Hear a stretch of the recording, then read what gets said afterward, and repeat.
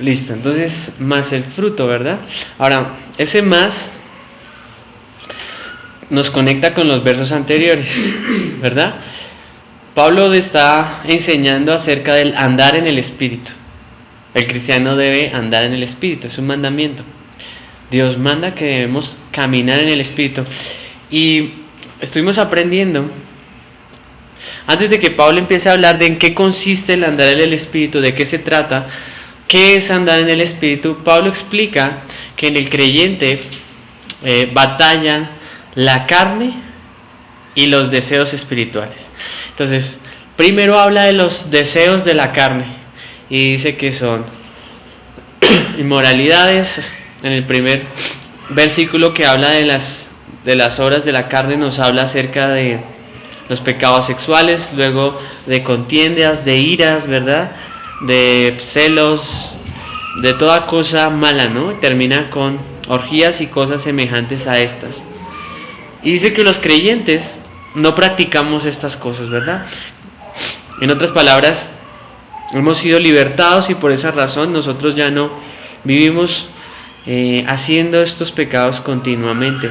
No los practicamos, porque aquel que los practica o aquel que los hace constantemente demuestra que no es creyente y que no podrá entrar al reino de los cielos. Entonces ese más, note que en los anteriores versos está diciendo, estos son los frutos de la carne, más los frutos del Espíritu son los siguientes, ¿verdad? Esos deseos de la carne, ¿verdad? Batallan, acordémonos que batallan en nosotros con los deseos del Espíritu, está en el versículo 16.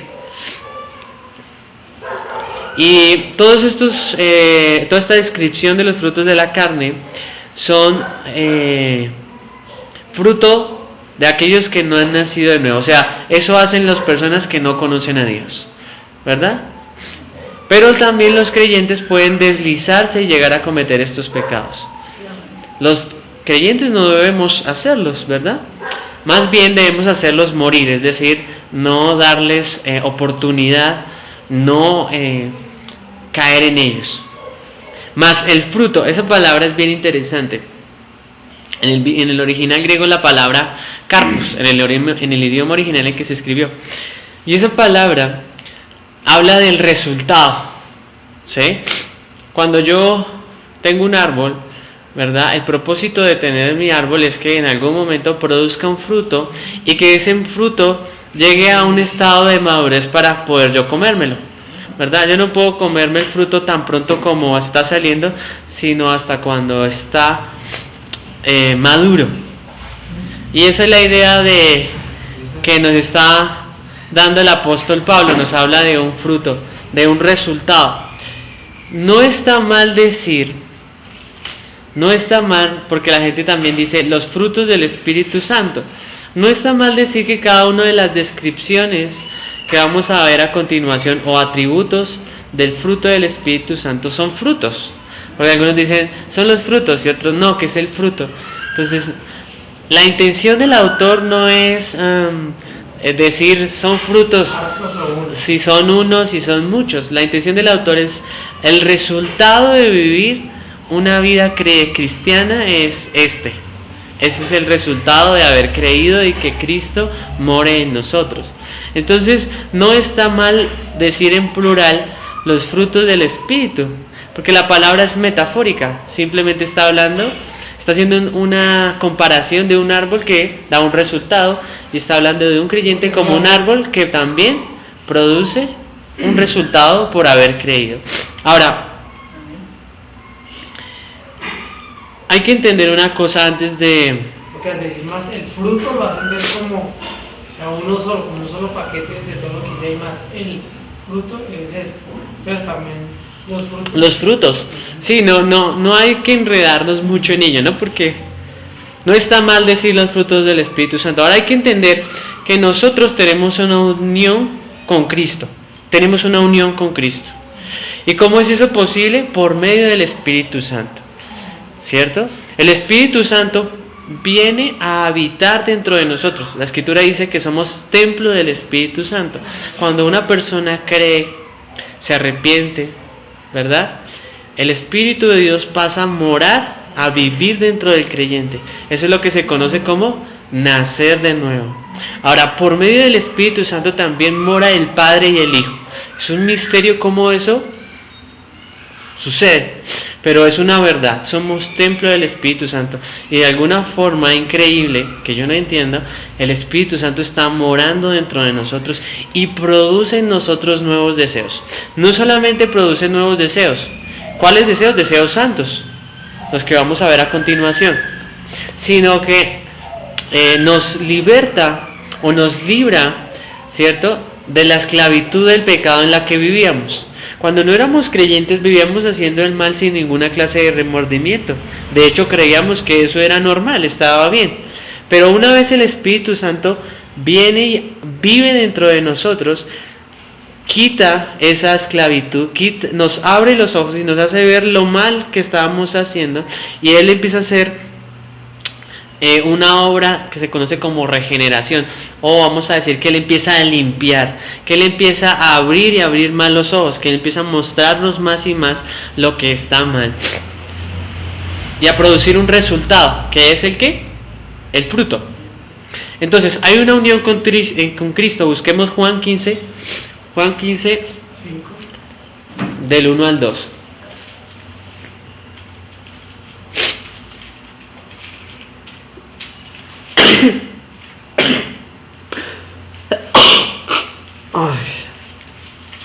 Yo soy la vid verdadera y mi Padre es el labrador. Todo pámpano que en mí no lleva fruto lo quitará, y todo aquel que lleva fruto lo limpiará para que lleve más fruto. Ok, aquí Jesús utiliza una ilustración, ¿cierto? Él dice: soy la vid verdadera, como una planta, y ustedes son los pámpanos, como las ramas, ¿verdad? Entonces, por así decirlo, Él es el tronco, y nosotros estamos unidos con Cristo, somos las ramas. Y dice que todo aquel que no lleve fruto será cortado, ¿verdad? Pero los creyentes producen o producen fruto. Todo aquel que no produce fruto no es un verdadero creyente, por esa razón será cortado. ¿Sí? Aquí es más específico. Léenos, por favor. Yo soy la vid verdadera y mi Padre es el que la cuida. Él corta todas mis ramas que no dan fruto. Poda y limpia cada rama que da fruto para que así produzca. Para que produzca más fruto, ¿verdad? La limpia para que llevemos más fruto. Entonces nosotros tenemos una unión con Cristo, ¿sí? Por medio de su Santo Espíritu que mora en nosotros. Y el Espíritu Santo produce un resultado en nosotros. Hay un trabajo interno y trae un resultado. ¿Cuál es? El fruto. ¿Por qué? Porque somos los pámpanos, somos las ramas y Cristo es la vid. Y por así decirlo, lo que fluye a través del árbol es el Espíritu Santo. ¿Lo entendemos? Es una ilustración sencilla. En otras palabras, cuando hablamos de el fruto del Espíritu Santo, cuando hablamos de andar en el Espíritu Santo, cuando estamos hablando de la llenura del Espíritu Santo, estamos hablando de una misma cosa. Ahora, también vemos en Hechos de los Apóstoles acerca de la llenura del Espíritu Santo que hablaban en lenguas. Entonces, esa llenura del Espíritu Santo se entiende como un momento sobrenatural en el que el Espíritu Santo hace visible algún don. No solamente pasa a morar en la persona, sino que hace visible algún don o alguna manifestación sobrenatural, ¿cierto? También María fue llena del Espíritu Santo, ¿cierto? Cuando en los primeros capítulos de Mateo. Entonces hay un llenar del Espíritu que tiene que ver con la vida del creyente y otro que es momentáneo, circunstancias en las que el creyente experimenta una llenura. Ahora estamos hablando de la llenura que el creyente debe procurar, como lo enseña Efesios 5:18, dice: no os embriaguéis con vino, ¿cierto?, en lo cual hay disolución, sino antes ser llenos del Espíritu Santo. Note que hay que ser lleno del Espíritu Santo. Entonces vuelvo a repetir: andar en el Espíritu, ¿cierto?, ser lleno del Espíritu Santo y el fruto del Espíritu, podríamos decir que son las mismas cosas. Bien, ¿cómo sabemos que una persona es llena del Espíritu Santo? Porque produce fruto. Una pregunta. ¿Lo frutos van, o sea, como le digo, va uno a la vez o todos en forma colectiva? Te lo contesto con el contexto. La escritura dice que es el fruto, ¿no? Es el resultado. O sea, el resultado es que el creyente ama, el resultado de que el Espíritu Santo viva dentro de mí es que yo ame, es que yo tenga paz, es que yo tenga gozo, es que yo tenga todas estas cosas, ¿verdad? Pero, espérame ya. Sí, pero el creyente, por alguna razón, cada uno de nosotros tiene una dificultad con la carne, ¿verdad? En un área en específica. Algunos tenemos más problemas con la paciencia, otros tenemos más dificultad con el gozo, otros con el amor. Entonces es probable que de alguna forma ciertos aspectos del Espíritu Santo sean más visibles que otros y unos los tengamos menos visibles, por así decirlo. Pero en conjunto esa es la obra de Dios en el creyente.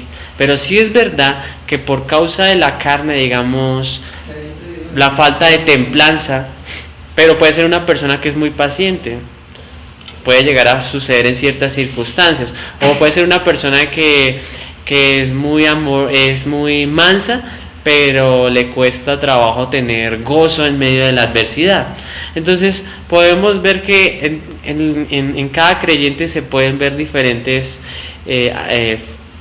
resultados de la obra de Dios, y creo que lo que no lo permite es de pronto la falta de conocimiento o la falta de obediencia al Espíritu Santo,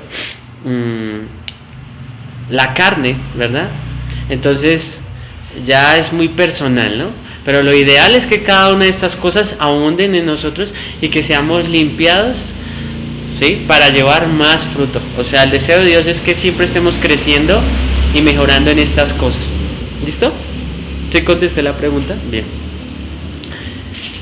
Ahora, esa palabra también se acuerdan que dicen que es un fruto que ya está listo para el consumo, en otras palabras, que ya es maduro. Entonces, cuando la escritura dice más el fruto, está hablando de que este es el resultado de una persona que ha llegado a la madurez espiritual. ¿Sí? Entonces, ¿cómo uno sabe si una persona, es llena del Espíritu Santo, camina en el Espíritu, anda en el Espíritu, ¿verdad? Y es madura espiritualmente porque tiene estos rasgos. Debemos cuidarnos de pensar que una persona es madura en Cristo, es llena del Espíritu Santo, o anda en el Espíritu Santo, o la dirige el Espíritu Santo, porque manifiesta un don espiritual, por ejemplo. No necesariamente. El libro de Corintios nos enseña que ellos tenían todos los dones, podían hablar en lenguas y hacían muchas otras cosas, pero eran carnales, dice el capítulo 3. Como una competencia. Tenían envidia, celos, habían un caso de inmoralidad no juzgado, o sea, hacían lo que hacían y nadie decía nada, ¿verdad?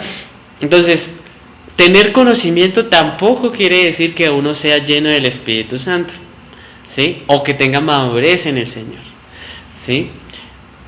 Hacer ciertos ritos externos, y es apropiado con el contexto de la carta, porque ellos estaban preocupados por hacer la circuncisión, por celebrar las fiestas que Dios había instituido con el pueblo de Israel. O sea, hacer ciertas cosas externas, a lo mejor en nuestra época venir a la iglesia, participar en ciertos eventos de la iglesia, en ciertas reuniones a lo mejor de oración, eso no significa necesariamente que sea un creyente maduro. Eso no significa necesariamente que un creyente camina en el Espíritu. Ahora, está mal, quiero aclarar, está mal venir a la iglesia, participar en ayunos, vigilias, reuniones, discipulados. No, de todo lo contrario, está muy bien y debemos hacerlo. Y yo creo que no debemos criticar a quien lo hace diciéndole, ay, pero tú vas al discipulado y eres así. Creo que no es una forma correcta de exhortar a una persona, porque la podemos desanimar de que continúe asistiendo ¿cierto? Pero son medios para ir creciendo, aprendiendo. Pero no son garantía de que la persona ya sea madura necesariamente. Entonces debemos cuidarnos de pensar de esa forma, ¿ok?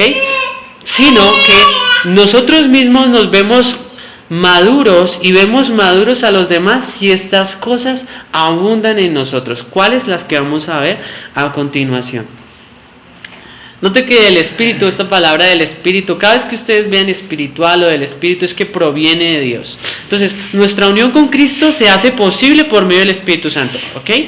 Y la vida de Cristo en nosotros trae como resultados una vida llena de frutos descritos a continuación. El primer fruto que vamos a ver es el amor. Amor. Este es el primer rasgo o descripción del resultado.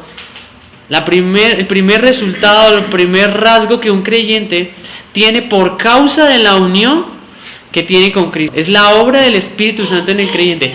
Todo verdadero creyente es conocido porque ama. Primera de Juan 3:10. ¿Quién me ayuda a buscar, por favor? O sea, no existe un verdadero creyente que no ama. No existe. 3:10.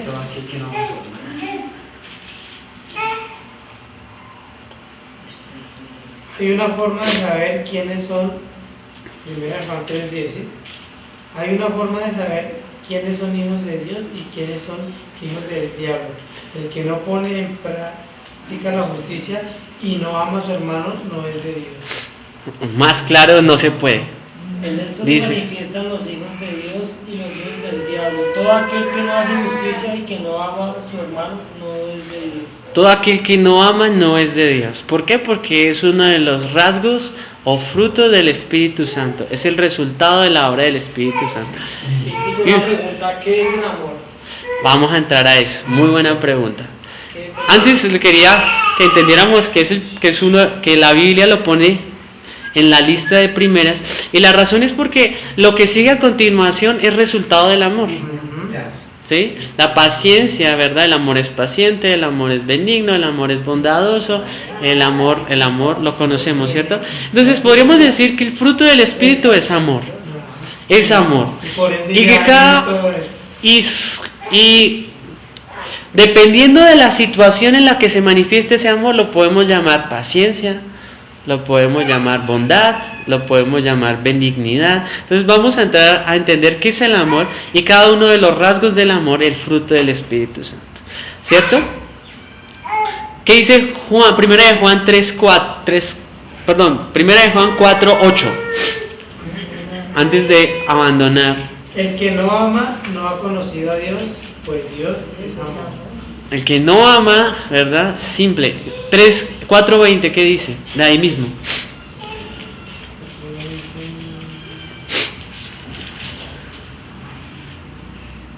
Si alguno dice que ama a Dios, pero odia a su hermano, es un mentiroso. Porque si no ama a su hermano, a quien puede ver, mucho menos va a amar a Dios, a quien no puede ver. Muy bien. Entonces está clarísimo que todo verdadero creyente ama o ama, ¿verdad? Y no existe tal cosa como un creyente que aborrece a un hermano y ama a Dios o pertenece realmente a la fe. Es probable que un verdadero creyente se sienta disgustado con un hermano y pueda llegar a una discusión, a una dificultad. Sí, pero definitivamente va a llegar a reconciliarse pronto, ¿verdad? Pero no puede haber un odio constante. Bien, la palabra que se utilizó, y es bien importante esto, es la palabra ágape. Ágape. Ahora, los griegos utilizaban por lo menos 3 palabras para describir el amor. Uno de ellos, el amor filosofilial, que es el amor que nosotros profesamos por la familia, por los amigos, sí, es el amor que tenemos natural, que también se conoce. Del que dijo el Señor, así también aman los gentiles, ¿verdad? Es el amor natural. Los que no son creyentes también aman de alguna forma a su esposa, de alguna forma a sus hijos, ¿verdad? Pero también está el amor eros, que es donde viene la palabra erótico, ¿sí? Y es el amor que tiene que ver con lo sexual, ¿ok? Pero el amor que la Biblia describe es el amor ágape. Y aquí es donde vale la pena entender y separar 2 cosas. Debemos separar definitivamente de nuestra mente, o debemos quitar de nuestra cabeza el hecho de que el amor son sentimientos. O sea, borre de su mente en este momento que el amor son sentimientos. ¿Sí? Y nosotros debemos darle a conocer a las personas que no necesariamente son emociones, que no necesariamente se siente.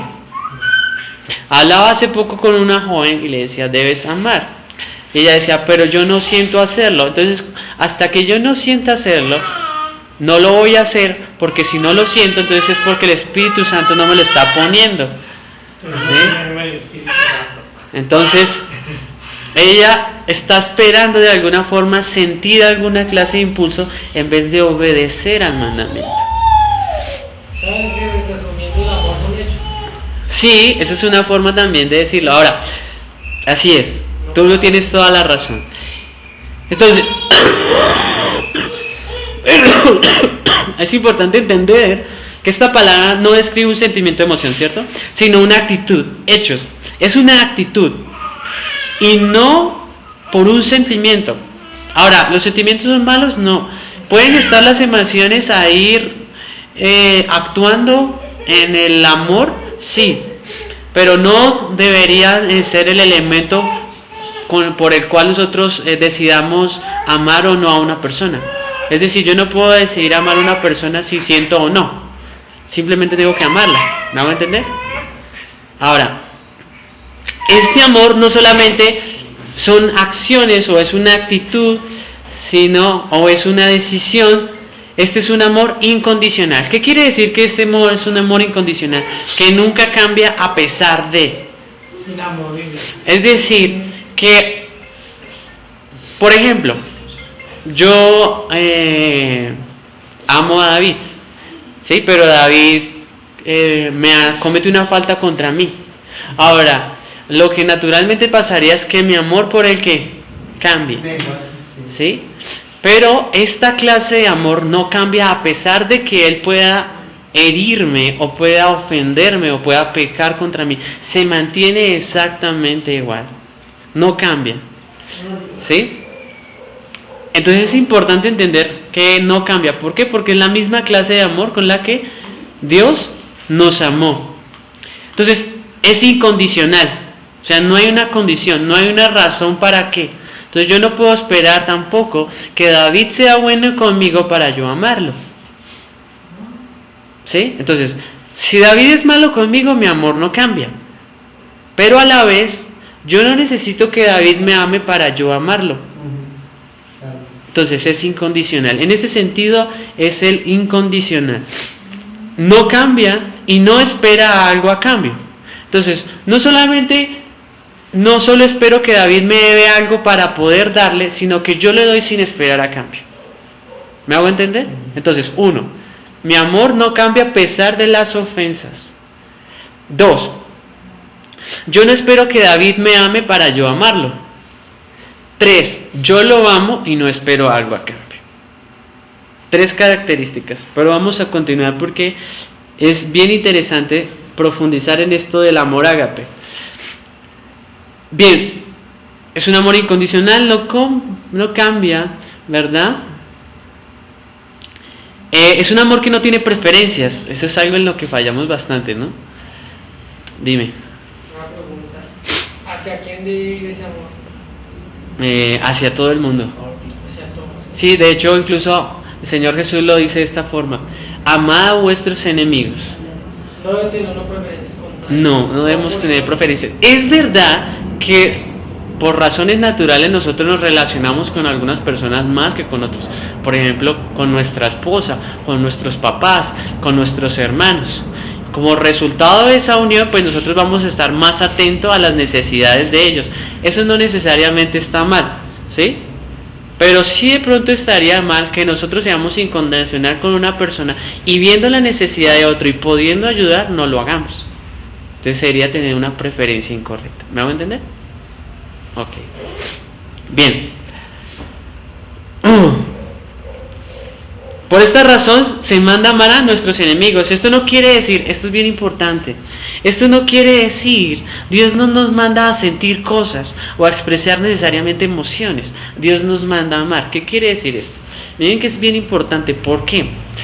Porque resulta que, y anoche lo predicaba también, Supongamos que yo le estoy enseñando acerca del amor a una persona que fue violada,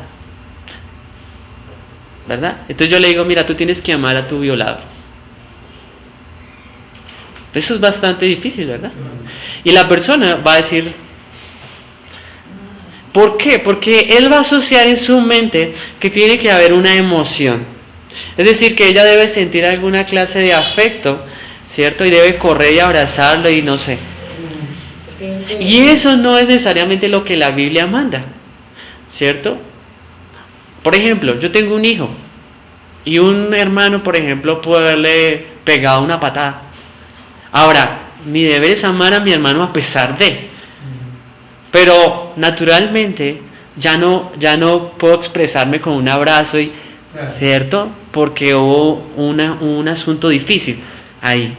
Pero yo sí tengo la responsabilidad de amarlo. Y el tiempo restaurará ¿qué? El abrazo. A lo mejor. ¿Sí? O algunos sí a lo mejor podrá darle el abrazo en forma de consuelo, si el hermano está muy arrepentido, no sé. Bajo ciertas circunstancias hay cosas que toman tiempo restaurar, pero el amor siempre debe ser incondicional. ¿En qué sentido debe ser incondicional? En que si la persona tiene una necesidad, yo atiendo a esa necesidad. En que yo debo ser noble y manso hacia él, a pesar de que él me haya hecho mal. ¿Sí? Entonces supongamos que te digo, ama a tu violador. Entonces, ¿qué quiere decir eso? Quiere decir que no pelees con él. Quiere decir que no tengas rencor contra él. Quiere decir que no lo maldigas. Quiere decir que debes perdonarlo. Quiere decir que si te habla, debes tratarlo con respeto y con amabilidad. Y eso es amar. Entonces, cuando, por ejemplo, he hablado con personas y dicen, no siento amar a mi esposo, no siento amar a mi esposa. Entonces, Dios no te está mandando que la llene de picos. Dios le está mandando a que sea amable, que sea dócil, que sea tierno, que se preocupe por sus necesidades, que se preocupe por lo que necesita, que sea mansa. Eso es lo que Dios está queriendo decir cuando dicen amen a sus enemigos, amen a aquel que es difícil de amar. Lo otro, a lo mejor con el tiempo uno puede aprender a abrazar, puede aprender a expresar cariño, a expresar alguna emoción. Pero nosotros siempre estamos en la responsabilidad de mostrar mansedumbre, amabilidad, gentileza, sumisión, aun si la persona es hostil con nosotros. Porque esa es la característica del amor, no cambia. No cambia a pesar de que me ataquen. No espera algo a cambio, ¿verdad? No espera que le den, ¿se acuerdan? Sino que da. Esa es la clase de amor que Dios ha puesto en el creyente y el creyente produce esta clase de amor, ¿verdad? El Espíritu Santo empieza a trabajar en nosotros y por alguna razón entonces nosotros ya no nos importa tanto recibir algo a cambio, ¿verdad? Ya no estamos tan preocupados por si nos aman o no, sino simplemente queremos mostrar una actitud de servicio, de amabilidad, de gentileza y de entrega hacia los demás sin cambiar. Nos ofende y no lo dejamos, no dejamos que eso habite mucho tiempo en nuestro corazón, sino seguimos prestando nuestro servicio, nuestro amor, nuestro favor incondicional. Hay cosas que de alguna manera se pueden romper, a lo mejor. Ya no nos podremos abrazar riéndonos tan rápido como antes. Eso a lo mejor va a tomar un poco de tiempo, a lo mejor, ¿verdad? Y eso es comprensible. La confianza, ¿cierto? Digamos que tengo un amigo y él roba mi casa. Pues yo lo amo, ¿verdad? Pero ya no lo puedo dejar volver a mi casa, por un tiempo por lo menos, ¿verdad? Hasta que yo pueda de alguna manera ver un fruto de arrepentimiento. Pero siempre va a tener mi disposición. Si él tiene hambre, yo le ayudo. Si él está triste, yo lo consuelo. Sí. Y esa es la clase de amor que Dios quiere que haya hacia los hermanos. Ahora, ¿dónde está la base de ese amor? ¿O por qué debemos amar así? Porque Dios nos amó de esa forma. Romanos capítulo 5, versículos 5 al 8. Entonces debemos tener en cuenta que cada uno de estos frutos se hace visible en medio de la hostilidad. ¿Qué quiere decir esto? Que estos rasgos, esto también lo decía anoche y es increíble, estas cosas no son, o estos frutos no son necesariamente visibles cuando las condiciones son favorables, sino cuando todo lo contrario, cuando es hostil. ¿Sí? ¿Qué quiero decir con esto? El amor se hace visible cuando me tratan mal, cuando no es gentil conmigo, porque fácil es amar al que me trata bien. Entonces ahí no hay ningún fruto, porque ese es el amor filial.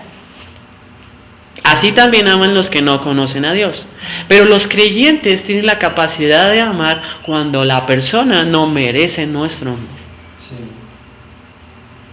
Y cada uno de estos frutos, lo vamos a ver, se demuestra cuando no debería. En situaciones adversas, siempre. Ahí es donde sale a relucir el carácter y la madurez del creyente. El fruto, la llenura del Espíritu, el andar en el Espíritu, la madurez. Bien, entonces tengamos en mente siempre eso. Romanos 5, del 5 al 8, ¿qué dice? La esperanza no avergüenza, porque el amor de Dios ha sido derramado en nuestros corazones por el Espíritu Santo que nos fue dado. Porque Cristo, cuando aún éramos débiles, a su tiempo murió por los impíos. Ciertamente apenas morirá alguno por un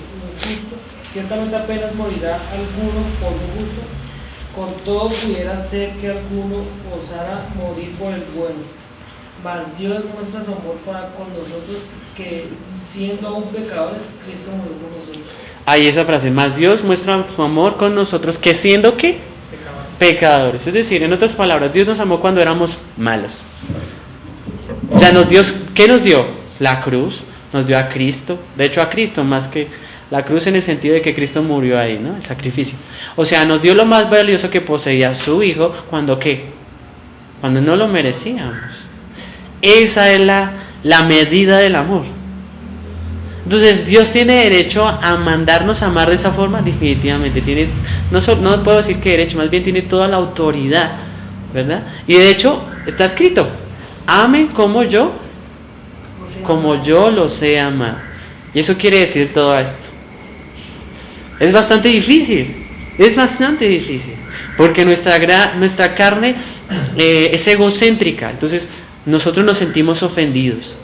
Nosotros necesitamos de alguna forma una medida de amor correspondido, ¿sí? El amor personal nos lleva a eso, ¿verdad? Bien, pero el apóstol Pablo le está diciendo a los Gálatas no. Entonces, el amor encarna además la compasión. Uno de los aspectos del amor es la compasión. Entonces, como en el amor no hay rencor, como en el amor no hay celo, no hay odio, el amor tiene la capacidad de, como decía que ya es el pastor, ponerse en los zapatos de la otra persona, sentir lo mismo que siente la otra persona. Entonces siente compasión del estado en el que está la persona, ya sea de tristeza, ya sea de miseria, ya sea de lo que sea, cualquier situación difícil. Entonces el amor tiene esa capacidad. El amor no se lanza a hacer un juicio. El amor no se acelera a hablar con desprecio, no se acelera a hablar con juicio, sino que cuida sus palabras, ¿verdad? El amor sana, el amor liberta, el amor fortalece, el amor restaura, ¿verdad? Entonces yo puedo ser compasivo con una persona a pesar que no lo merezca, porque de hecho así Dios lo hizo. Entonces esa persona no merece, por así decirlo, mi compasión, ¿sí? Entonces, ¿y cómo eso pasa en la vida práctica? He hablado con personas que me dicen, es que hay un no creyente que está siendo grosero conmigo. Entonces yo le digo, míralo con compasión.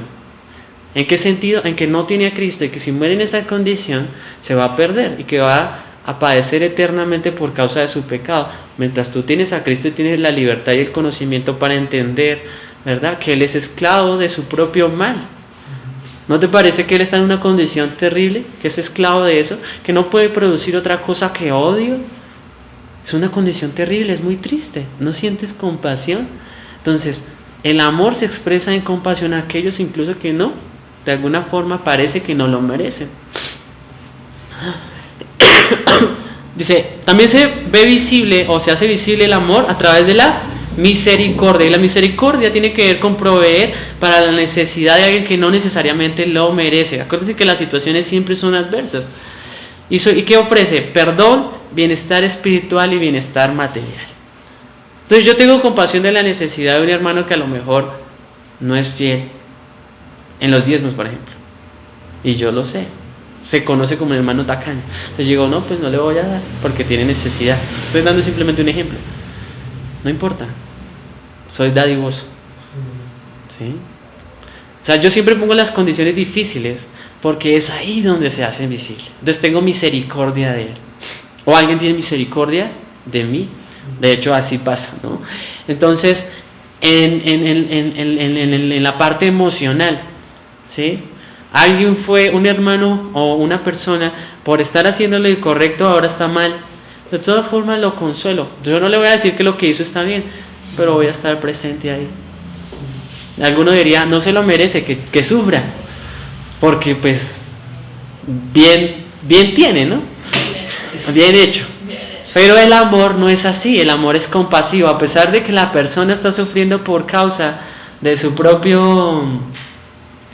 responsabilidad, yo voy a ser compasivo. No le voy a decir, no te preocupes, estuvo bien, pero sí le voy a decir, sí, te equivocaste, pero pues no importa, hay que seguir el Señor, todas estas cosas, ¿no? Bien, y perdona siempre. Entonces, siente misericordia. El amor siempre perdona, siempre. ¿Por qué? Porque el amor no espera nada a cambio. Porque el amor no cambia. Entonces no se puede sentir molesto. ¿Verdad?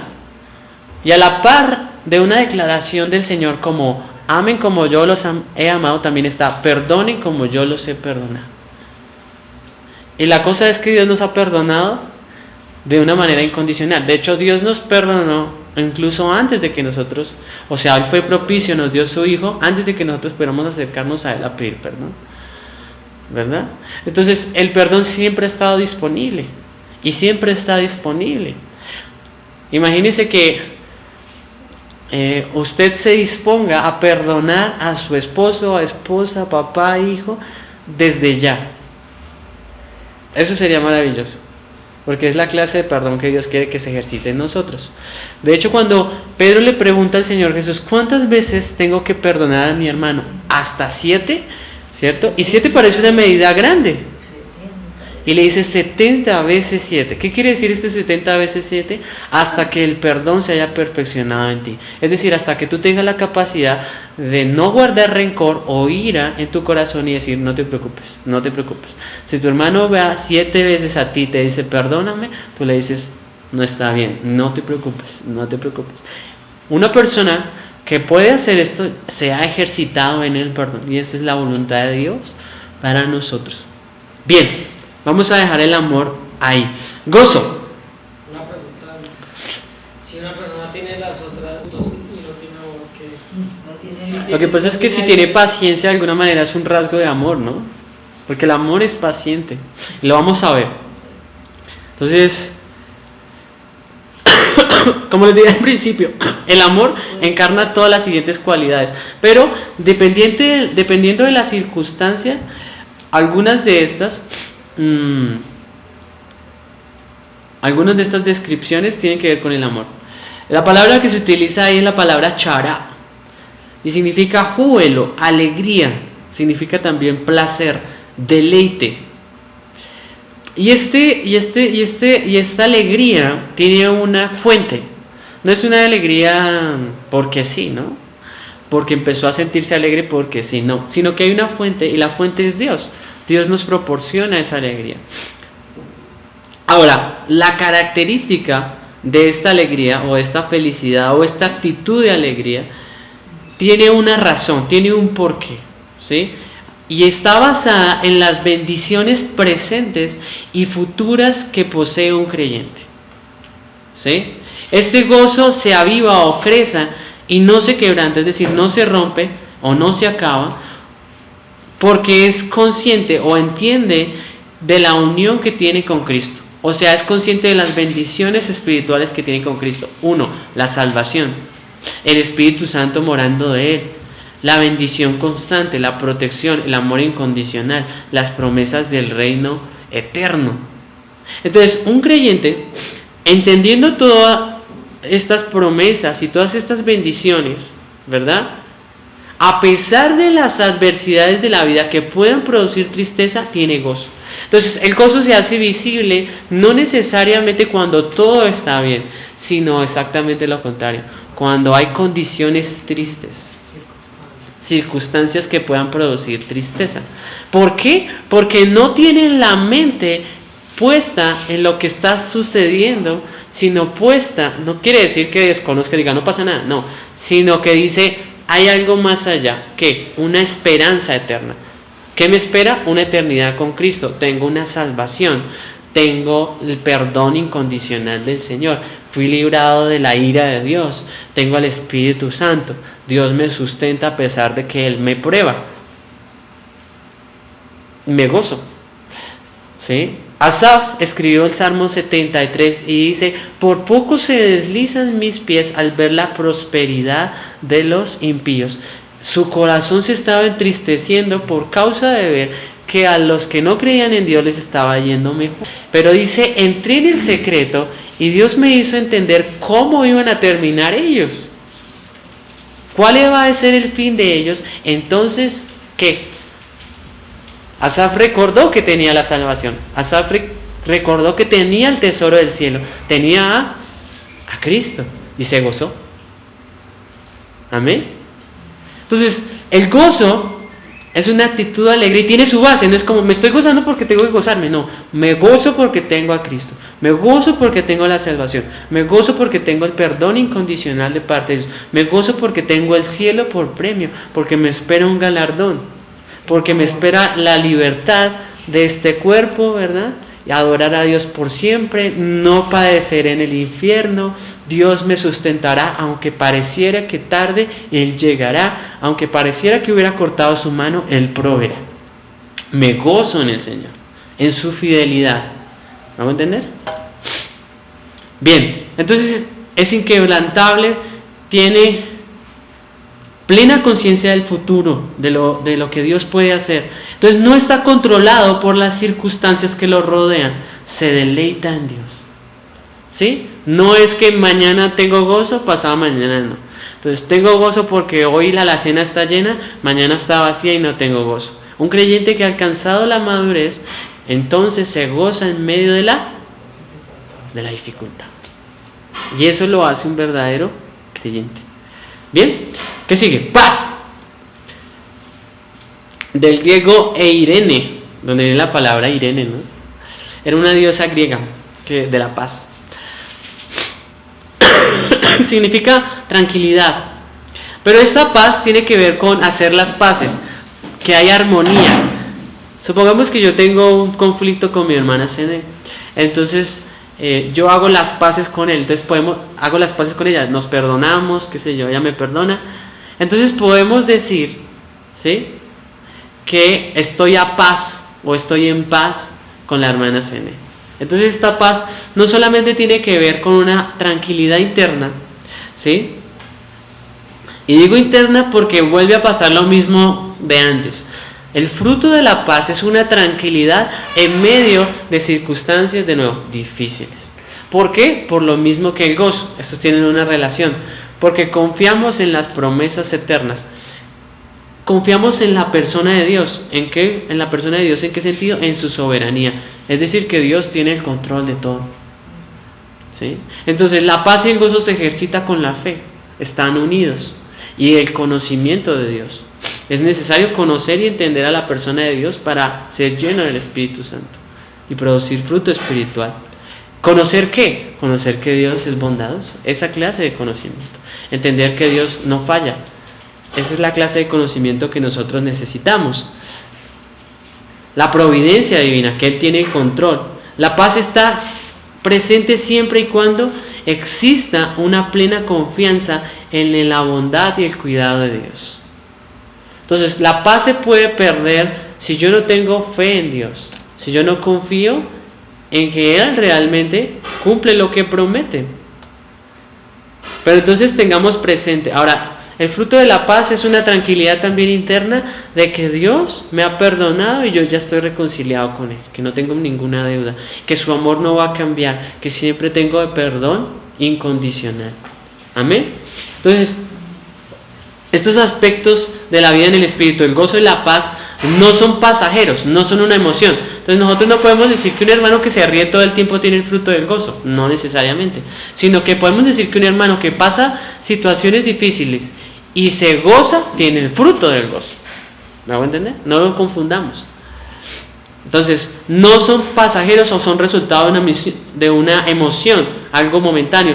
Son actitudes constantes en medio de cualquier circunstancia, en medio de pruebas y en medio de aflicción. Este estado de gozo o de paz no es ficticio. Entonces no es como, está pasando una situación difícil, pero yo me gozo, como aparentando. No. Es certero, ¿por qué? Porque dice, a pesar de que estoy pasando esta situación, confío en Dios y me gozo en Él. Sino que tiene una base sólida, que se alimenta o permanece fuerte según nuestro conocimiento de Dios. Por eso es necesario conocer a Dios. Una persona que no conoce a Dios no tiene gozo y no tiene paz. Y en la primera dificultad. Y en la primera dificultad se pierde, no hay fruto. Entonces es una esperanza y una confianza en el bienestar y cuidado divino. El gozo y la paz son bendiciones que se experimentan siempre y cuando haya arrepentimiento, obediencia y fe. Yo pierdo la paz cuando pego contra Dios. La recupero si me arrepiento y confío en Él. Tengo gozo cuando pego contra Dios. ¿Cierto? David dice, devuélveme el gozo de tu salvación. Entonces, necesito arrepentimiento constante. Si cometo un pecado, me arrepiento inmediatamente para no perder la bendición de Dios y de la paz de Dios. Bien, ¿qué sigue? Paciencia. Esta palabra me encanta. En el idioma original es macrotumia. Ahora, esta palabra macro, ¿ustedes han escuchado de los almacenes macro? Son almacenes de como Surtimax, Éxito, pero estos almacenes se caracterizan por vender por mayor, o sea, no venden necesariamente una unidad, sino venden una caja llena de todo, sí, no sé, 20 libras de arroz ahí, bolsas de arroz, o sea, por mayor. Y ese macro significa grande, largo, ¿sí? Macrotumia, y tumia o tumeo, que es la palabra, o tumos, significa ira, pasión, ¿sí? Entonces, pero esto significa que hay una actitud grande, larga, ¿sí? De fortaleza para no dejarme dominar por esa pasión. También se conoce como longanimidad. Esa longanimidad, la primera parte es longitud, y también se traduce como largura de ánimo, ¿sí? Perseverancia también se traduce, paciencia, firmeza, resignación, resistencia. Entonces la paciencia es una actitud de resistencia ante la adversidad. Entonces una persona paciente no se desespera. Una persona paciente no se irrita fácilmente. ¿Por qué? Porque tiene una capacidad de soportar, ¿qué? Macro, grande. ¿Sí? Entonces, resiste, se resigna, no lucha. ¿Verdad? Es perseverante. Entonces la paciencia no se agata porque tiene una capacidad, ¿qué? Larga. Entonces, ¿cuándo se hace visible la paciencia? ¿Cuando todo el mundo me trata bien? No. De nuevo volvemos a lo mismo. La paciencia se hace visible cuando ¿qué? Cuando voy a entrar al milenio y se va al bus. Cuando voy a entrar al milenio y se va al bus, eso es verdad. Cuando voy a entrar al milenio y me pisen, cuando entra al milenio y me empujen, ¿sí? Cuando, no sé, llego a mi casa y no hay comida y tengo mucha hambre. Paciencia, ¿no? Pues también eso, digamos que no llegue, pues como lo que dice usted, a llegar a la casa a comer y de pronto, pues el alimento está pasado de sal o le faltó algo y no, se tranquiliza, no deja, porque al momento de jugar la paciencia está jugando también el amor, porque uno dice, no se sabe qué día tan duro, tan tuvo la otra persona que le quedó la alimentación, entonces hay que tener paciencia para poder soportar. Eso es verdad, mire que los frutos tienen una armonía unos a otros, por eso también es el resultado del Espíritu trabajando en nosotros. Entonces es la capacidad de soportar con una actitud. Ahora, no solamente tiene la capacidad de soportar, de decir, soporto, sino que lo hace con una actitud de mansedumbre.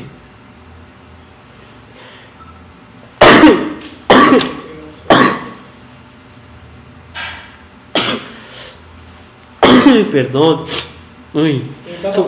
No. Supongamos que usted llega a su casa, es bajo una condición hostil, ¿verdad? Y su esposa le habla mal. Ahora, si usted es paciente, obviamente no le va a responder mal. Usted va a actuar con una actitud mansa. Si usted actúa así, usted puede decir que usted tiene fruta del Espíritu Santo, que usted llena del Espíritu Santo, que usted camina en el Espíritu. Si no, no puede decir que es paciente. No tiene fruto de paciencia. Si usted es una persona comete un error y usted se aira, pero ¿cómo se le ocurre? Usted no tiene paciencia. Somos nosotros. Esos somos nosotros. Por eso Dios nos manda a andar en el Espíritu. Porque de hecho no se ha perfeccionado en nosotros ese carácter. Entonces note que es bajo condiciones hostiles. Usted puede decir, yo soy paciente porque es que yo no sé. Llegué y entonces mi esposa estaba todavía cocinando y pues me trató con amabilidad y me dijo, ya casi está. Entonces esperé como 10 minutos y me sirvió de comer. Fui paciente. No, hermano. O sea, va mucho más allá. O sea, va en una... Cuando usted no debería tener nada de paciencia, ahí es cuando usted manifiesta el fruto.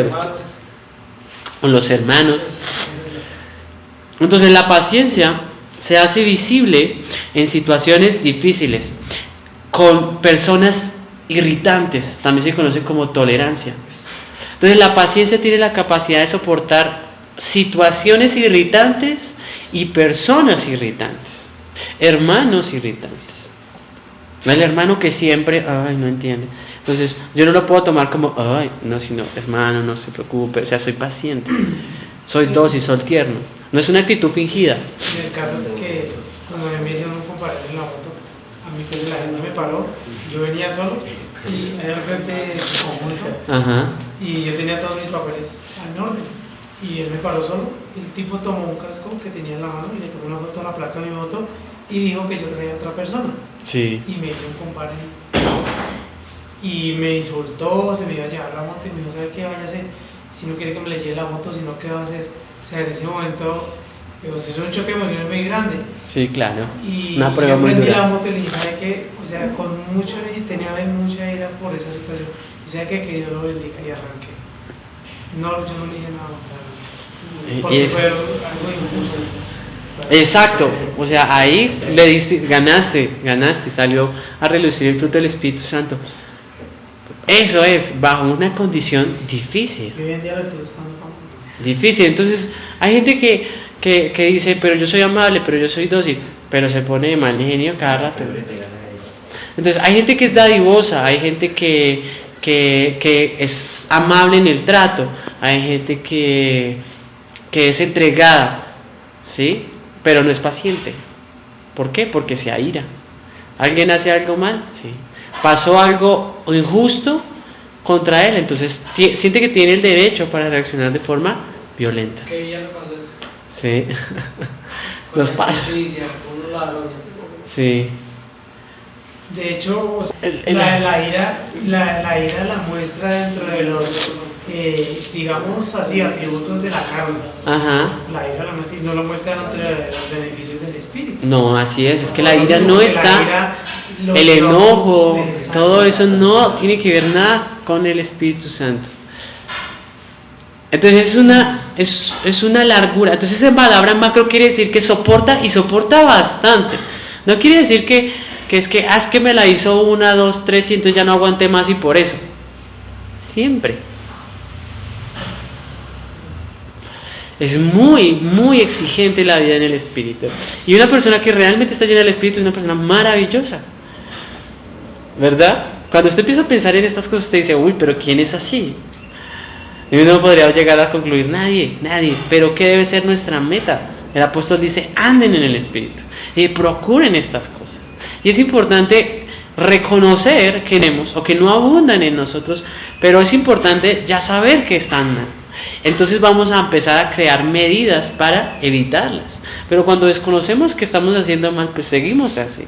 Pero cuando sabemos que estamos haciendo mal, podemos llegar a cometer el mismo error, pero tenemos más facilidad para pedir perdón, para reconocer que nos equivocamos. Somos más humildes, ¿sí? Entonces, es probable que nos cueste con el tiempo dominar estas cosas, ¿sí? Pero ya cuando nos equivocamos decimos, me equivoqué en me airé muy rápido, no fui paciente. ¿Esta persona merecía que yo me pudiera de mal genio? Yo puedo tener mis razones, pero debía haber sido paciente. Entonces ya tengo la capacidad de reconocer lo que está mal. ¿Por qué? Porque la palabra de Dios ha escudriñado mi corazón y me ha mostrado lo que debo ajustar, ¿cierto? Entonces, acuérdense, una persona paciente no se irrita por causas irritantes, acepta con docilidad. Esto es lo importante. Entonces, no solamente no se irrita, sino que responde con mansedumbre, con una actitud tierna. Entonces, supongamos que esta persona comete un error, merece una reprensión, y yo con amabilidad lo corrijo. Eso no quiere decir que yo le paso por alto, tampoco, ¿cierto? Yo con amabilidad lo corrijo. Supongamos que esta persona es insoportable y me molesta, y yo con amabilidad siempre respondo hacia él. Entonces, hay una circunstancia injusta, como nos comentabas, ¿sí? Me cortaron el agua injustamente, entonces yo llamo y, que ustedes son unos no sé qué, porque no. O sea, es injusto, pero yo llamo y digo, por favor, hay un error, ¿sí? O sea, hay una actitud, hay una respuesta de mansedumbre. Entonces, ¿cuál es la respuesta del creyente o cuál es el arma del creyente ante la impaciencia? La mansedumbre. El arma del creyente es la mansedumbre. La paciencia. Entonces, soporta personas difíciles, condiciones difíciles, circunstancias difíciles y responde con mansedumbre, con humildad, con nobleza. Ese es el fruto de la paciencia. Con una actitud serena, es decir, tranquila. Humilde. Bien, continuemos. Benignidad es una actitud sincera de trato hacia los demás. Sincera, o sea, tiene una actitud, no es fingido, no es como que está aparentando, no es que está actuando, ¿sí? ¿Cómo es esa actitud? Es una persona benigna, trata con amabilidad a los demás, ¿sí? Tiene cuidado de sus palabras y de sus acciones, porque es amable, ¿sí? Entonces cuida sus palabras, cuida lo que hace, si va a herir a la otra persona, si la va a hacer sentir mal, tiene cuidado, ¿verdad? Nosotros nos equivocamos mucho en eso. A veces nos expresamos, a veces se nos olvida ser gentiles. Sentimos, a mí me ha pasado, yo siento que tengo que ser duro porque es la forma en la que la gente sí va a cambiar o la gente sí va a hacer ciertas cosas. Y me equivoco constantemente en eso, ¿sí? Entonces tengo que recordarme que no es la forma, que debo ir con la verdad, sí, pero que tengo que ir con una actitud amable. Y esa será la forma en la que la persona sí responda, ¿sí? Yo peco mucho en ello. Y bueno, y en las cosas anteriores también. Una actitud sincera de trato, una persona benigna trata con amabilidad a los demás, entonces tiene cuidado de sus palabras, selecciona sus palabras. El sabio medita antes de hablar, ¿verdad? Como el que va a disparar, calcula primero el tiro, así como el que va a hablar, mide sus palabras, ¿verdad? Entonces, y mide sus acciones, es de trato tierno, es de trato gentil, entonces una disposición amorosa, mansa y dócil. Una persona es benigna bajo cualquier circunstancia. Entonces es amable cuando la otra persona no es amable. Suponga, porque usted dice, no, es que yo no hablo con él porque es que es todo ahí, todo como tosco, ¿no? De hecho, esta palabra benigna está, digamos, como que entre el diccionario médico, porque pues se le llama un tumor benigno, a un tumor que se puede trabajar y que se puede extraer o que se puede sacar para pues la persona. Entonces le denomina tumor benigno. Interesante ese dato. Que se puede trabajar, que se deja sacar, no como los tumores malignos que definitivamente pues matan a la persona. Pero un tumor benigno se puede trabajar en la persona, sí, y hasta extraer y se puede tratar. Entonces, interesante. Hacen esa relación a lo de benigno. Tiene su relación. Ajá. Entonces, mide sus palabras. De hecho, hace poco estábamos hablando en el ayuno y nosotros nos excusamos con la siguiente frase: es que yo le dije la verdad. Y nosotros sentimos que decir la verdad nos da el derecho de decirla como sea. Entonces hay algo que llaman las palabras hirientes. Ah, yo no fui grosero, pero fui sarcástico, pero usé la ironía, ¿verdad? Pero me puse por encima, pero lo puse por debajo a la otra persona, ¿verdad? No hay, ¿qué? Fruto de benignidad ahí. No hay fruto de benignidad. Ahora, volvemos al mismo principio, insisto. Cuando la persona no lo merece, o cuando la persona no está tratando mal, o las circunstancias no están tratando mal. Que viene una persona y me habla hiriente, me habla sin cuidados, dispara como a doquier, ¿verdad? Donde sea. ¿Cuál sería la respuesta del creyente? La benignidad. Entonces él responde con amabilidad, él sí cuida sus palabras, él cuida de no herirlo cuando va a hablar. Es difícil porque cuando a nosotros nos ofenden, ¿qué? Se sube el furor. Si son hirientes y son sarcásticos con nosotros, pues nosotros sentimos que podemos ser más sarcásticos y más hirientes y que podemos sacar más a las verdades a la luz. Y empiezan a florecer los frutos de la carne. Sí, eso es verdad. Entonces, no, la respuesta a eso es que la benignidad. El arma del creyente ante la hostilidad es la llenura del Espíritu Santo. Bondad. Una actitud de perfección moral y de pureza. Entonces, la bondad tiene que ver más con la pureza del creyente, con la santidad, con la perfección moral. Pero además busca el bienestar de los demás. Entonces se preocupa y provee para las necesidades emocionales, espirituales y materiales de los demás, antes que la suyo propio. Es una persona que es bondadosa, siempre está de alguna forma preocupada por lo que los demás necesitan, por cómo se siente la otra persona, por sus necesidades. ¿Sí? Entonces se duele cuando a una persona le falta algo, cuando está en cierta condición, ¿verdad? Y provee. Entonces también tiene una actitud de servicio. Y si decimos que una persona es bondadosa, porque da, ¿no? Y decimos que una persona es bondadosa porque tiene un carácter puro, ¿verdad? Y volvemos a lo mismo, cuando las personas no lo merecen, cuando son duras contra nosotros. Fe. Esta palabra fe no necesariamente tiene que ver con tener es que el fruto del Espíritu Santo es fe y entonces sí, no se tiene que ver con la fe de poder hacer cosas, no. También se podría traducir como fidelidad. Entonces, esta puede ser descrita como, sí, confianza en las promesas de Dios y la persona de Dios. O sea, yo confío en Dios, ¿verdad? Pero también y sobre todo acá en este contexto pareciera más correcto decir que se trata de una persona que es leal, o que es digna de confianza, que es honesta, que se puede confiar en ella, que se puede confiar en esa persona a pesar de las circunstancias. Entonces nosotros debemos ser personas dignas de ¿qué? De confianza, leales, transparentes, honestas, ¿sí? Y en eso también fallamos mucho, ¿no? Entonces alguno no confiará en nosotros por ciertas cosas, incluso pecados que hemos cometido, ¿verdad?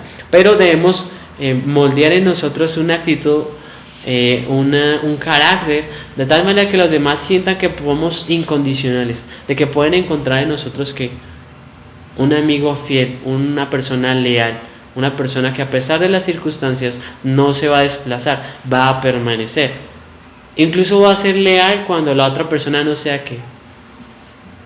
Recuerden, siempre es bajo circunstancias difíciles.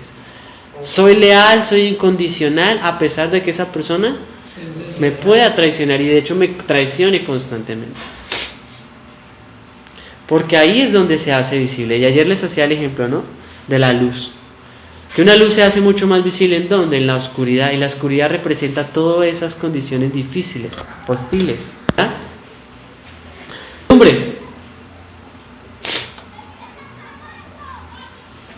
Mansedumbre. Nos quedan dos frutos. Mansedumbre, del griego praotes. Se puede decir que evita la dureza innecesaria. Una persona mansa es una persona de trato suave. Y cuando hablo de suave no es que sea delicado sino sino que hable así como todo, no. Así como todo, no sé cómo lo expreso. Como muy afeminado, no necesariamente. En el caso de un hombre, porque de pronto se puede confundir esa palabra. Aunque un hombre puede ser así, no necesariamente está mal. Sino que más bien es que es dócil, es tierno, es cuidadoso, es manso. Entonces, pero esa actitud de mansedumbre se expresa en sumisión sincera y dócil. Entonces una persona mansa es una persona que se controla a sí misma y responde con una actitud suave, una actitud noble, sincera. Es una persona moldeable, ¿sí? Es una persona enseñable. Y esto obviamente es bajo cualquier circunstancia. Entonces uno sabe que una persona es mansa, ¿por qué? Porque a pesar de que le ataquen, ¿sí? Él no responde con ira, no responde de manera fuerte, es humilde, entonces es capaz de soportar la ofensa. Una persona mansa que no responde a una ofensa. Si uno dice, uy, ese hombre es manso, ¿por qué? Porque le ofenden, ¿verdad? Y a lo mejor sin justa causa y que se retrae, sigue siendo dócil en el trato. Eso es una persona mansa. Entonces, se somete a cualquier situación con humildad. Y hablando un poco de la humildad, es una característica propia de una persona mansa. Entonces la mansedumbre y la humildad están ligadas. Y esta se caracteriza por no tener un concepto elevado de sí mismo. Entonces no piensa que es superior a los demás, ¿verdad? Es sincera. Tiene un entendimiento correcto. Tampoco es fingido, ¿no? Es que yo soy lo peor y yo soy el más bajito aquí, yo no sé hacer nada, porque sería una humildad que fingida. Tiene un concepto, dice, sí, lo que he tenido, gracias a Dios, sí, y pues hay gente que lo hace mejor que yo. O sea, tiene una medida que usted dice es sincero. Entonces la humildad no es fingida, no es orgullosa, o sea, no hay orgullo en la humildad. O sea, no se jacta de las cosas que posee, ya sean cosas materiales o habilidades naturales, ¿sí? O espirituales. No es altiva, es considerada. Una persona que tiene humildad, a pesar de que es excelente, aunque pueda ser excelente moralmente, aunque pueda tener conocimiento, aunque pueda tener habilidades, aunque pueda tener pertenencias, ninguna de estas cosas lo hacen cambiar, sino que sigue siendo ¿qué? Dócil, tierno, amable, ¿verdad? Entonces no se siente superior, sino actúa como si no tuviera ninguna de estas cosas. Entonces una persona que tiene muchas cosas y actúa o vive de alguna forma, ustedes lo ven como si no las tuviera, esa es una persona más. Entonces puede una persona tener, no sé, todo el dinero del mundo, todas las habilidades y seguir siendo sencillo, seguir siendo dócil. Y podríamos decir que esa persona es humilde. Entonces, la humildad no es ausencia de cosas, la humildad es ausencia de orgullo. Amén. Mansedumbre. Entonces, recordemos que es responder bajo circunstancias adversas. Todo esto es bajo circunstancias adversas. Templanza. Y acabamos con el don.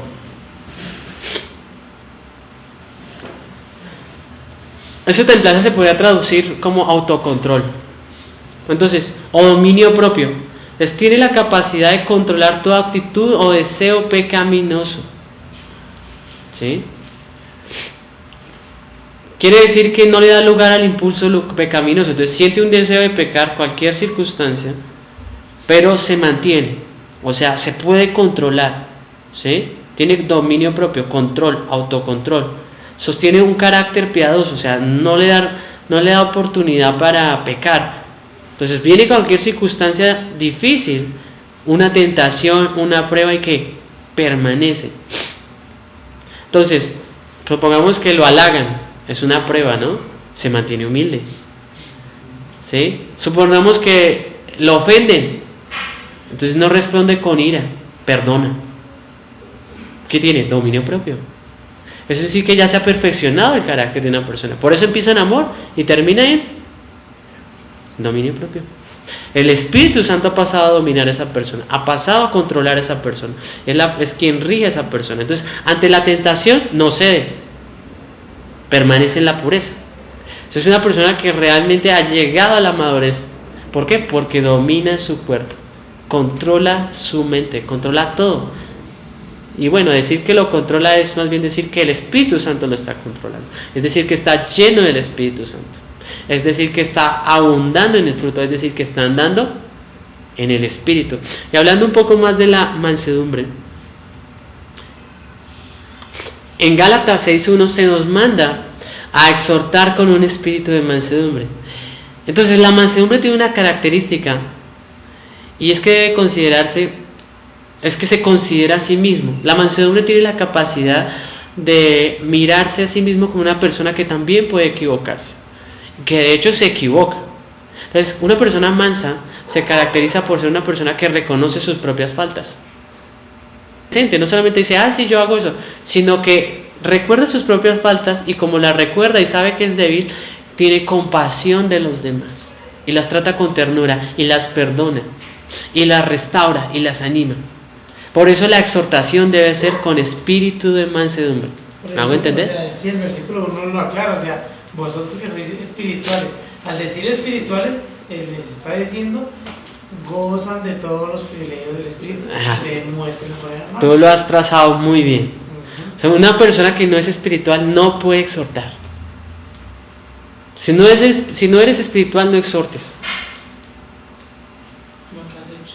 Sí, es mejor quedarse uno callado. Una persona que no es mansa no es apta para corregir a los demás.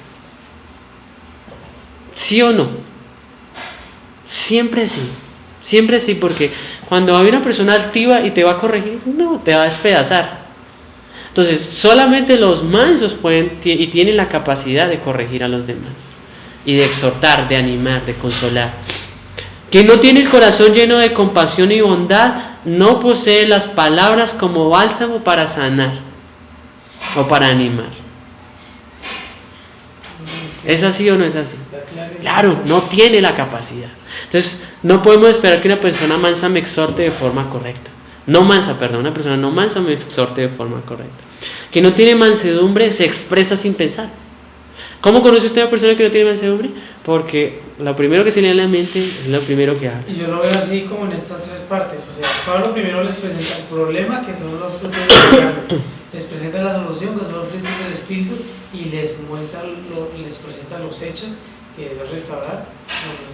Así es. O sea, como ese enlace de esas tres, entre los frutos de la carne y el Espíritu, y el demostrar lo espirituales. Así es. Ahora, quien no tiene cuidado de sus palabras o es hiriente, pues no es manso, obviamente, ¿cierto? Y no se considera a sí mismo como pecador, en últimas es orgulloso. Entonces, una persona que no es mansa y que no sabe exhortar, y que no sabe animar, y que no sabe consolar, y que no sabe perdonar, y que no tiene compasión, es en últimas orgulloso, que es un fruto de la carne, ¿verdad? Y con eso acabamos los frutos. Nos queda apenas para terminar los últimos versos y finalizamos la clase de hoy. Contra tales cosas no hay ley. Entonces, no hay una ley que prohíba todas estas actitudes, o hay algo que nos impida hacer así. Dios no está diciendo no sean mansos. Hay algo que nos impida. No hay una ley, ¿verdad? Ahora, quien vive en el Espíritu cumple la ley. Quien vive en el Espíritu y anda en el Espíritu está cumpliendo toda la ley.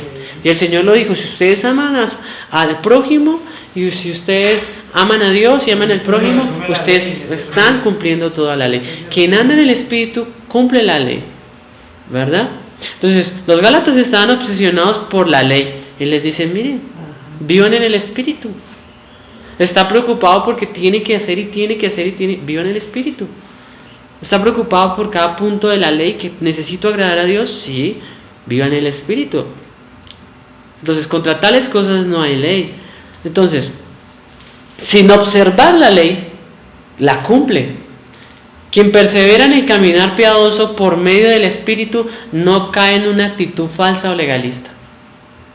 Quien anda en estas cosas no cae en el legalismo. Quien produce el fruto del Espíritu y se ocupa del Espíritu no cae en la falsa piedad. O sea, no es un religioso, que llamamos nosotros, o un hipócrita, que llamamos también, que es una palabra fuerte, ¿no? O un falso, o todo esto, que nosotros caemos en estas cosas, en hipocresía, aparentamos piedad, pero el fruto no tiene nada de apariencia, es real, ¿sí? Entonces el fruto no necesita demostrar cosas externas, el fruto es real, ¿sí? Entonces quien persevera en el Espíritu realmente posee verdadera santidad y verdadera piedad. Amén. Contra tales cosas no hay ley. Bien, pero es en relación a las obras de la carne. ¿Se acuerdan? Que estaban descritas arriba. En otras palabras, estas son las obras malas de los hombres. Pero los cristianos, ¿sí? Ese pero, conéctenlo con las obras de la carne. Pero los cristianos, o los que son de Cristo, y nos habla de la unión del creyente por medio del Espíritu, quien ha recibido la vida misma de Él, o sea, de Dios, para vivir en obediencia al Espíritu Santo, han crucificado. Los que son de Cristo, los que tienen una unión, los que viven en el Espíritu, o más bien, los que recibieron al Espíritu Santo, es un hecho, hemos crucificado la carne. ¿Qué significa este crucificado? Sugiere la idea de que los cristianos tenemos victoria sobre el poder de la carne. Muerte al pecado. Y si está no son árboles de fruto para el mal. Si está haciendo la similitud con la cruz, es porque pues ese crucificar es muerte. A Jesús, que en la cruz llevó todo el pecado de la humanidad. Entonces dejen aquí todas estas pasiones, estas impresiones. Por medio de Cristo nosotros alcanzamos la libertad por medio de su muerte, ¿verdad? Pero aunque este crucificado tiene que ver más que todo con muerte, o sea, el poder del pecado que nos gobernaba fue crucificado. Muerte al pecado. ¿Qué quiere decir? Ajá, exacto, tú lo has dicho bien. ¿Qué quiere decir que hemos crucificado las pasiones? No quiere decir que nunca jamás volvemos a pecar. Quiere decir que ya no caminamos constantemente en ello y que si caemos en ello, nos arrepentimos. Sabemos que está mal. No nos domina, no nos controla. Ya no nos deleitamos. Ya no nos deleitamos, eso también, exacto. ¿Sí? Entonces, el creyente es un hecho. Entonces debemos conocer esto como una bendición espiritual. Y los gálatas debían conocerlo, no tenían que obedecer ciertas cosas para alcanzar la vida espiritual, sino que ya poseían la vida espiritual, ya habían conseguido la libertad espiritual, la libertad de la esclavitud del pecado. Ya era un hecho. Entonces ya es un hecho en los creyentes que tenemos al Espíritu Santo y hemos sido libertados. Y ningún pecado, como dicen Romanos, se enseñorea de nosotros. Ningún pecado realmente puede llegar a controlarnos si nosotros andamos en el Espíritu. Entonces hemos crucificado la carne, las obras malas propias de la naturaleza humana, con sus pasiones, esto es, sentimientos o impulsos pecaminosos descontrolados. Entonces, todos esos impulsos o sentimientos pecaminosos descontrolados ya no nos dominan, ¿verdad? Y los deseos, estos son deseos egoístas, los que nos impulsan a pecar, a batallar y a vivir haciendo el mal. Ahora, la crucifixión de la carne no quiere decir que ya no tenemos una lucha interna contra la carne, ¿verdad? Sino que hemos sido libertados de nuevo de la esclavitud y del poder de la misma, o sea, de la carne. De manera que no practicamos o que no hacemos constantemente o sin ningún arrepentimiento las obras de injusticia o de maldad. ¿Un verdadero creyente puede deslizarse en las obras de la carne? Sí. Esto nos anima más bien, si yo me deslizo en la carne, ¿qué beneficios hay en eso? Que yo puedo ser más compasivo, que puedo entender las luchas internas de los demás, que puedo actuar en amor y tolerancia. ¿Por qué? Porque yo también estoy viviendo una lucha interna y puedo entender en humildad. Dime. El amor hacia los demás es más grande. Esa puede ser una herramienta. Puede ser detectar esa área débil y fortalecerla. También, así es. Reconocer que uno es débil, o sea, humildad. Uno dice, yo también soy débil. Entonces uno es humilde y es dependiente de Dios. Sí, porque es que uno a veces le pasa que uno, entre más adelante cuando uno se cree muy espiritual, tienes razón. Ya Ya la alcancé, ya me glorifiqué. Sí. Y no, creo que la lucha, yo creo que el Señor, eso es cosa mía, el Evangelio de Víctor, yo creo que Dios permitió que sigamos luchando con la carne para vivir dependientes de Dios. conscientes de nuestra lucha interna y en prudencia, no solamente que saber que hay una lucha interna nos ayuda a ser prudentes, ¿cierto? Siendo conscientes de que podamos equivocarnos y que somos débiles. Y eso nos hace hacia los demás. Si vivimos por el Espíritu, versículo 25, ¿verdad? Podríamos decir, Cristo nos ha llamado, tenemos un llamamiento a ¿qué? A vivir una vida nueva. Y esta vida se caracteriza por el andar en el Espíritu. O sea, Dios nos ha llamado a andar en el Espíritu. Ese es el propósito del creyente. Todo verdadero creyente produce el fruto del Espíritu y todo buen árbol se conoce por su fruto. Entonces, si Dios nos ha llamado realmente y si nos ha dado el Espíritu Santo y si nosotros tenemos al Espíritu Santo, pues andemos en Él, ¿cierto? Hagámosle caso. Vivamos en estas cosas. Que estas cosas abunden, es lo que está diciendo Pablo. El mandamiento de andar en el Espíritu implica o quiere decir que depende de nosotros que estos frutos se hagan visibles en nuestro andar cristiano. ¿De quién depende? De nosotros. Aquí dice, ya que el Espíritu nos da vida, debemos dejar lo que nos guíe. El versículo 25. Así es. Muy bien, eso es muy claro. La madurez o la espiritualidad de un creyente es notoria en la medida en que camina en obediencia al Espíritu Santo en todas las actitudes descritas en la lista anterior. Entonces, los dones o habilidades no son muestras de madurez o espiritualidad, lo habíamos dicho al principio, ¿cierto? Una persona puede ¿qué? Enseñar, puede levantar incluso muertos, sin ser espiritual. Tremendo, ¿no? Puede tener habilidades y realizar actos religiosos, puede venir todos los días a la iglesia y no necesariamente es llena del Espíritu Santo.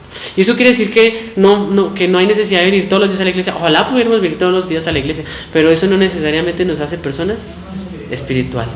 Una persona espiritual viene todos los días a la iglesia, a lo mejor sí. No, eso es un error de uno creer que porque uno viene a la iglesia ya no se vuelve espiritual. Sí, o que porque yo sí participo en la reunión de oración y yo sí vengo al ayuno.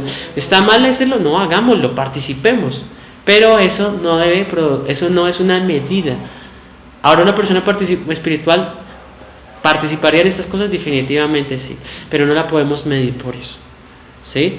Entonces, así es, así tú lo has dicho bien, Demon. Tener conocimiento o cualquier otra facultad, que toca la guitarra, que canta, que toca, que hace, ¿sí? No quiere decir que sea maduro. Uno puede tener todas estas cosas, ser religioso, tener dones, talentos, saber enseñar, tener inteligencia, ¿verdad? Y uno puede ser inmaduro y desobediente al Espíritu. Definitivamente así es. ¿Sí? Es como cuando, digamos, uno tiene una novia o una esposa, o qué sé yo. Ajá. Yo con palabras bonitas no hago nada. No la alimenta. Si yo voy trabajo, si no le soy infiel, digamos, o sea, cosas así que de hecho, si no palabras, ya es otra cosa. Sí, así es. Yo creo que los hechos, las palabras deben estar acompañadas de hechos. De lo contrario, las palabras son... De hecho, menos palabras y más hechos. Sí. Aunque las palabras son bonitas. Siempre y cuando... O sea, realmente lo que adorna los hechos son las palabras, pero la base son los hechos. Porque, como tú lo quieras ver, yo lo veo, los hechos adornan, o sea, es el moño final, porque el regalo como tal es el hecho. Yo lo veo de esa forma. Las palabras adornan los hechos. Exacto, sí. ¿Lo dije así? ¿No lo dije así? No, lo dije al contrario. Ok. Cantar de los cantantes. Pero yo creo que sí hay palabras, siempre y cuando hayan hechos. Entonces nuestras palabras son hermosas y hay, como tú dices. Sí. Los hechos adornan las palabras también. ¿Cómo? Ahora, esto no quiere decir que el conocimiento o las habilidades o ciertas actitudes espirituales sean malas, como así la iglesia. No, son buenas y debemos desear y crecer en ellas y que abunden en nosotros, pero deben estar acompañadas por la obra del Espíritu Santo. Es decir, que cada uno de estos actos, la oración, asistir a la iglesia, no sé, lo que usted quiera, leer la Biblia, tener conocimiento, tener habilidades, cantar, servir, hacer esto, ser habilidoso en una cosa, en el trabajo, ser un profesional, todo esto debe estar acompañado de los frutos visibles del Espíritu Santo. O sea, estas cosas son bonitas y están adornadas siempre y cuando esté el fruto del Espíritu. Y ahí es donde fallamos constantemente, porque nosotros tenemos conocimiento, o tenemos una cosa, o tenemos la otra, pero no tenemos el fruto, ¿verdad? Versículo 26. ¿Se puede decir que el mayor de los frutos es el amor? Sí, si usted tiene amor, la hizo, por así decirlo. Entonces, 26. No nos hagamos vanagloriosos, es decir, el caminar en el Espíritu es contrario a la vanagloria. La vanagloria es una actitud de arrogancia, una persona que se siente orgullosa de nada, porque es vana, ¿verdad? Se infla, es una actitud inflada. ¿De qué? De nada, de cosas que a lo mejor, de hecho, son irracionales. Uno dice, ¿verdad? ¿Cómo puede ser orgulloso de algo como eso? Eso es vanagloria. Entonces, o por méritos ajenos, o cosas sin importancia. Entonces, una persona vanagloriosa quiere decir que es orgullosa por nada. ¿Me va a entender? O sea, no tiene que orgullecerse, pero es orgulloso. Entonces dice, no nos hagamos así. Y eso, ser vanagloriosos, nos hace tener una actitud de contienda constante con los demás, ¿verdad? O sea, irritándonos unos a otros. El andar en el Espíritu nos guarda de los pleitos en la iglesia y de cualquier ambiente. Entonces, la respuesta a los problemas en la iglesia, y en este caso en la iglesia de Gálatas, era que andar en el Espíritu. Nos ayuda a soportar en amor y a perdonar las circunstancias irritantes o hirientes. Quien vive en el Espíritu no se sirve a sí mismo ni busca su propio beneficio. Estas instrucciones finales apuntan a la necesidad de la madurez en los creyentes para la convivencia y el crecimiento de la misma, para que ya no andemos envidiándonos, como termina el versículo, los unos a los otros. ¿Sí? Pues todas estas actitudes tienen el propósito de ¿qué? De agradar a Dios, ¿verdad? Y no debe de ser nuestra meta buscar la admiración de los demás, porque yo voy a ser bueno para que los demás piensen que soy bueno, no necesariamente. Entonces estoy convencido que Dios asiste o ayuda a aquel que camina en humildad, sometiéndose a cada aspecto de su vida al Espíritu, pero el altivo lo moldeará hasta formar en él un caminar humilde y espiritual, ¿verdad? Entonces esto era lo que necesitaba la iglesia de Gálatas como respuesta, ¿sí? Las iglesias. Como respuesta a todo lo que estaban viviendo, ¿sí? Toda la división que había o las dificultades que habían por causa de que se desviaron de la enseñanza verdadera. Necesitaban, ¿sí?, comprometerse más con la vida en el Espíritu que con las obras externas que no podían producir ningún fruto de la ley. Y todas estas cosas son útiles para desenvolverse dentro de la iglesia, en los hogares, en el trabajo y bajo cualquier circunstancia. ¿Sí? Debemos procurar en ellas para ser limpiados y llevar más fruto. Y acabamos el capítulo 5 y todos estos elementos van a ser necesarios para entender el capítulo 6. ¿Ok? Entramos al capítulo 6 teniendo en mente el fruto del Espíritu Santo, para entender cuál es la solución del legalismo. Andar en el Espíritu. ¿Cuál es el problema de las dificultades en la iglesia? Andar en el Espíritu. Esa es la razón, quizás la razón por la que Pablo deja ese fragmento ahí en la carta a los Gálatas.